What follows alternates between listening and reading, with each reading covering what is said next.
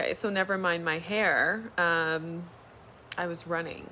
And it's really sad as a black woman I have to excuse you guys for my hair. Like, I'm black. It doesn't lay. So, but honestly, I could do better than this. That's actually why I'm apologizing. But nonetheless, I'm coming on to kind of talk about the post that I made within the community page. And I just thought about how I just really hope that one day we'll actually get to a point where we can have conversations, constructive conversations about racism as African American people, as white Americans. And I don't know if that will ever exist. I know we keep talking about the imbalance of the work that white Americans refuse to do in terms of like looking at themselves and things like that.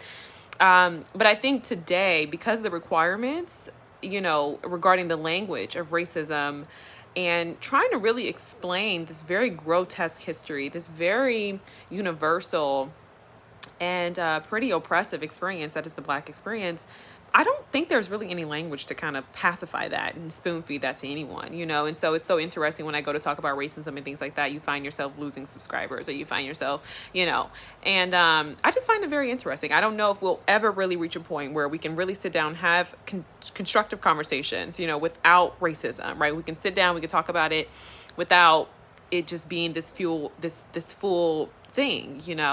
And for the longest of times, it's like African Americans are only accepted in white spaces, and we're only able to progress with white America if we just simply forego this history. But I find it to be very interesting because you talk about the gatekeeping, and we obviously know the culture of white American culture and how it is the preservation and the sanctification of whiteness.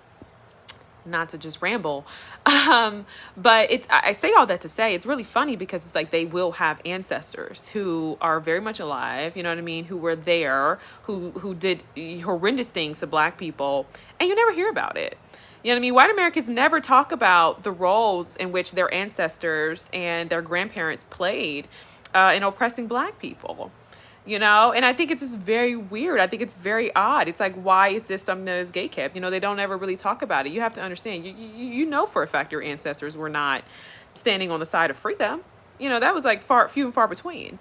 You know what I mean? So I just think it's very interesting, and I think it's really something about the preservation of whiteness and just how, yeah, they just won't open up about anything. I think to be privy to white culture, I think is to be within white culture. And I think for black people, that comes at a very high cost. Oftentimes, I do think that could be pretty murderous. But yeah, I'm just sharing my thoughts.